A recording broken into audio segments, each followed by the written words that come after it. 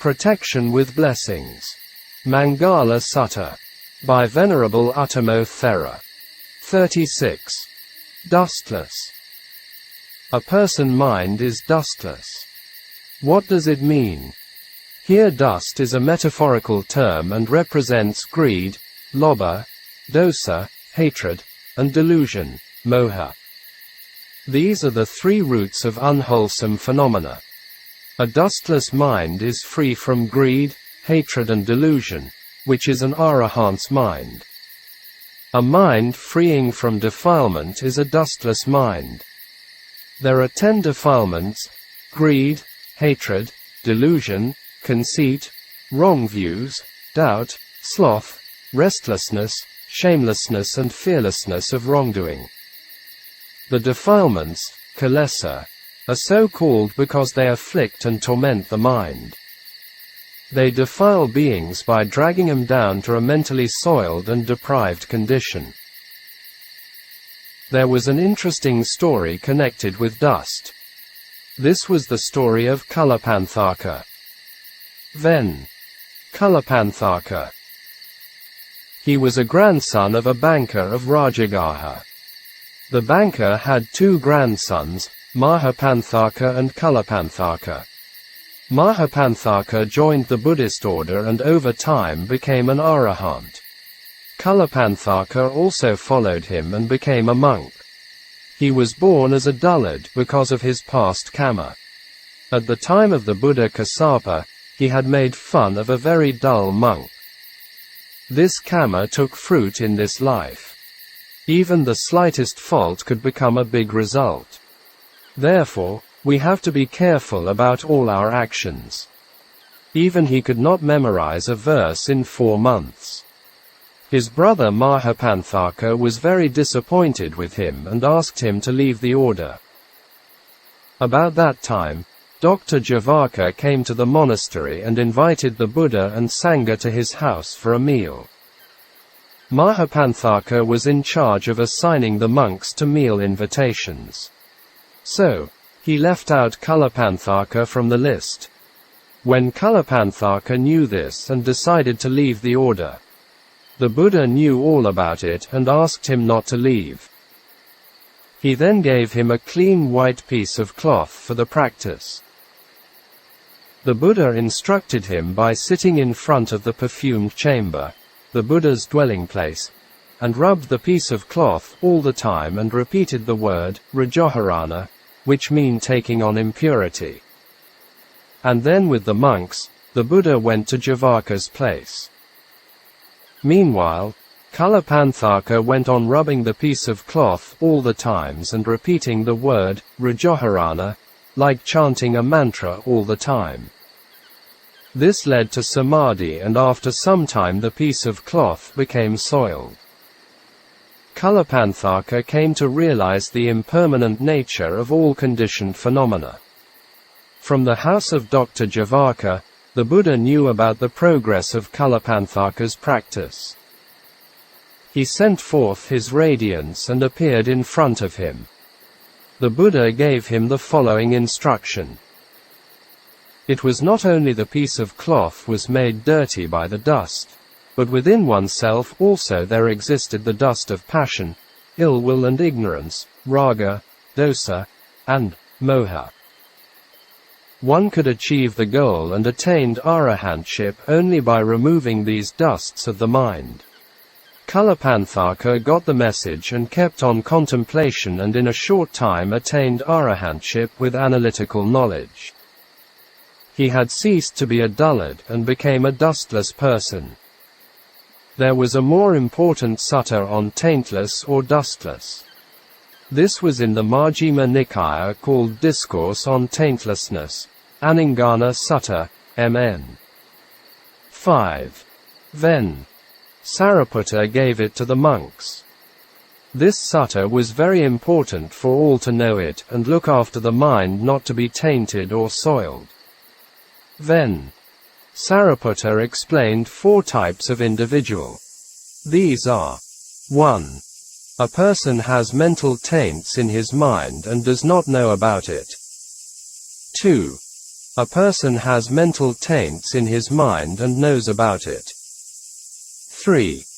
A person has no mental taint in his mind and does not know about it. 4. A person has no mental taint in his mind and knows about it. So, what are the differences and what happened to them? Then, Sariputta gave the following answers. The first and third persons are inferior because they do not know their situations, i.e., ignorant. The second and fourth persons are superior because they know their situations, i.e., wise. 1.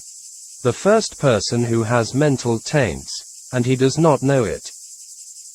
So, he will not generate desire, nor make an effort and not develop energy to get rid of that taint. He will pass away with a mind with attachment, anger, bewilderment, taints and impurities. Then, Sariputta gave the example of a bronze bowl.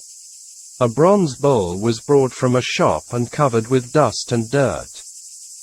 The owner did not clean it, unused and discarded in the dust. And then, sometimes later it became more stained and tarnished with dirt. 2. The second person who has mental taints, and he knows it. So, he will generate desire, make an effort and develop energy to get rid of that taint. He will pass away with a mind without attachment, anger, bewilderment, taints and impurities. It was like a bowl covered with dirt and dust. The owner cleaned it, used it and not discarded in the dust. It became cleaner and stainless. 3. The third person who has no mental taints, and he does not know it. So, he will become attentive to what is pleasant, and his mind will be corrupted by attachment. He will pass away with a mind of taints and impurities. It was like a bowl quite clean and unstained. But it might be left unused and uncleaned by the owner and discarded in the dust. And then, sometimes later it became more stained and tarnished with dirt. 4. The fourth person who has no mental taints, and he knows it. So, he will not be attentive to what is pleasant, and his mind will not be corrupted by attachment. He will pass away with a mind without taints and impurities. It was like a bowl quite cleaned and unstained. It might be put into using and cleaned by the owner and not discarded in the dust. It became cleaner and stainless. Therefore, the first and third persons are living their lives with taint and dying with taints. So, they are inferior persons. The second and fourth persons are living their lives without taints and dying without taints. So, both of them are superior persons. What about human beings today? We can contemplate the current world situation with the above standards. Majority of human beings are like the first persons. They have taints and impurities, but they do not know about it. With the existence of many different types of media in today's world, the minds are more and more tainted and soiled.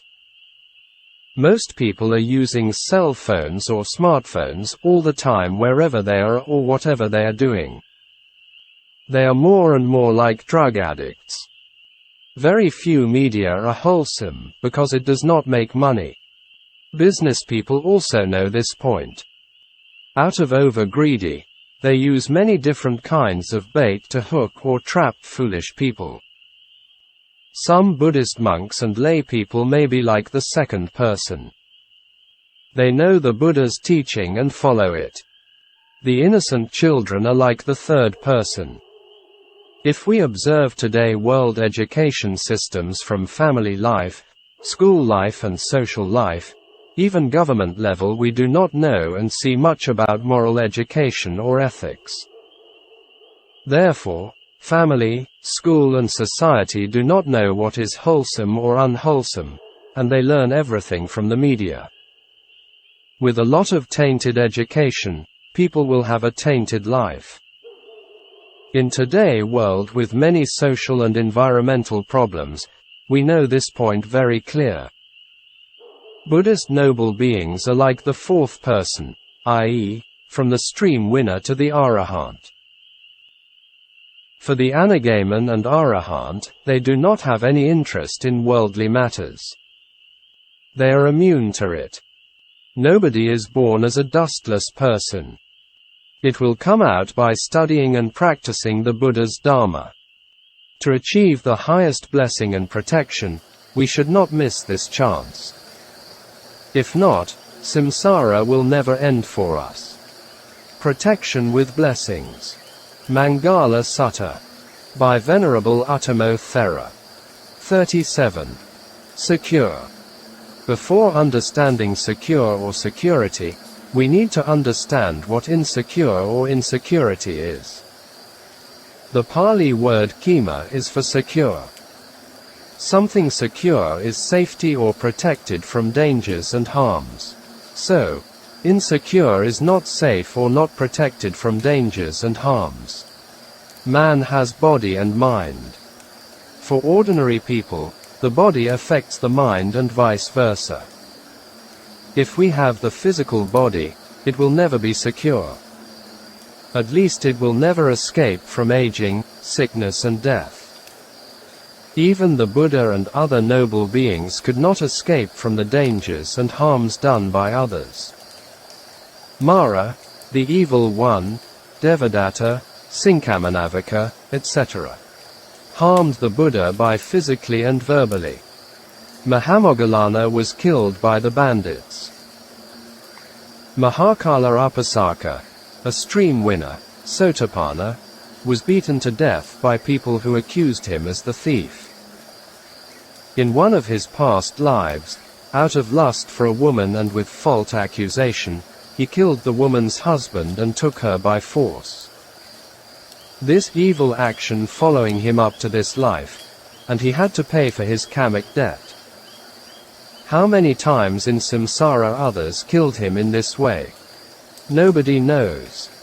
Why all living beings have no security in the rounds of existence? There are many reasons for it. The most important reason is loka dharmas are following behind everyone. Every being wants happiness and security. But everyone in the rounds of existence had done all sorts of kamas. Most beings cannot control their minds because they do not have the chances to meet the Buddha, Dharma and Sangha. They do not know the Dharma and without any practice. Majority of people are chasing the worldly Dharma, Loka Dharma, and at the same time, these Dharmas are following or chasing them. It was like they and the Loka Dharmas were playing hide-and-seek games. Noble beings are not playing hide-and-seek game with the worldly Dharma. Only they still have the physical bodies that cannot escape from them. So, here the 37th protection with a blessing on security is not the physical body, but the mind. Especially it is the mind of an Arahant. It is like the other blessings. 34th is unshaken, 35th is sorrowless and 36th is dustless are representing the Arahant's mind. Even though the physical body of the Arahant is still not secure, his mind is secure. Only by passing away into Nibbana element that Buddha and Arahants were secure. Therefore, the khandhas are the source of insecurity. So, every being with the khandhas will never be in the security. There are 4 bonds, yoga, which bind the beings that making them unsafe. These are the causes of suffering for the khandhas. These are the bond of sensual desire, Kama-yoga, the bond of attachment to existence, Bhava-yoga, the bond of wrong views, Ditthya-yoga, and the bond of ignorance, Avijja-yoga. If combined, become greed, lobha, wrong views, ditthi, and delusion, moha, the 3 unwholesome mental states. The same defilements, i.e., bonds, are also called taints, asava, and floods, ogha. The 4 taints: the taint of sensual desire, kamasava; the taint of attachment to existence, bhavasava; the taint of wrong views, ditthasava; and the taint of ignorance, avijjasava. The 4 floods: the floods of sensual desire, attachment to existence, wrong views and ignorance, kamoga, bhavoga, ditthoha and avijjoha.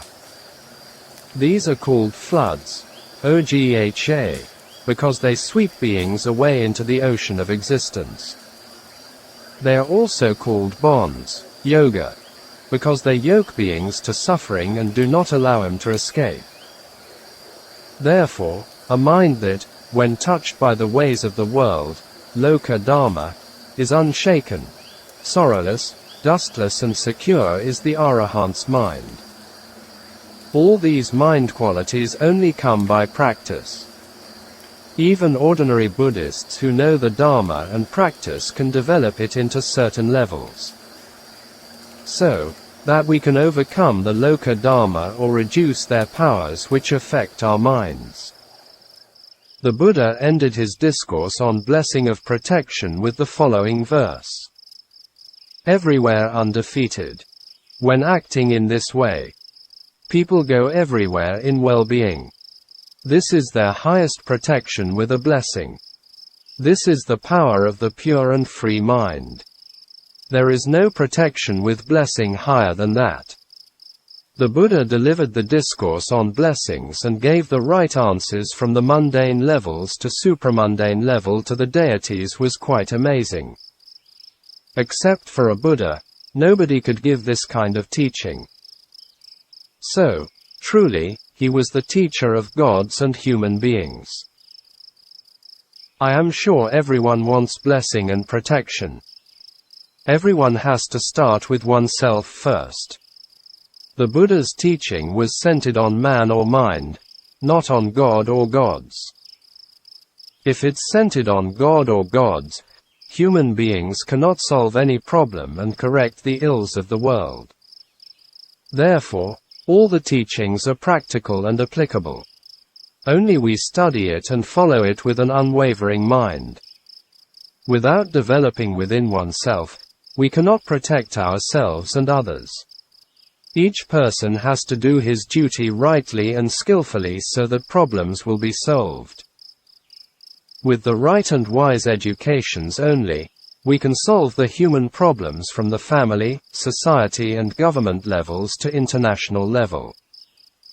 We can help and save human beings only with wholesome education. Not by inventing new things based on greed, hatred and delusion. Unwholesome dharmas never bring happiness and peace to human beings. These are the outcomes of the today world situation.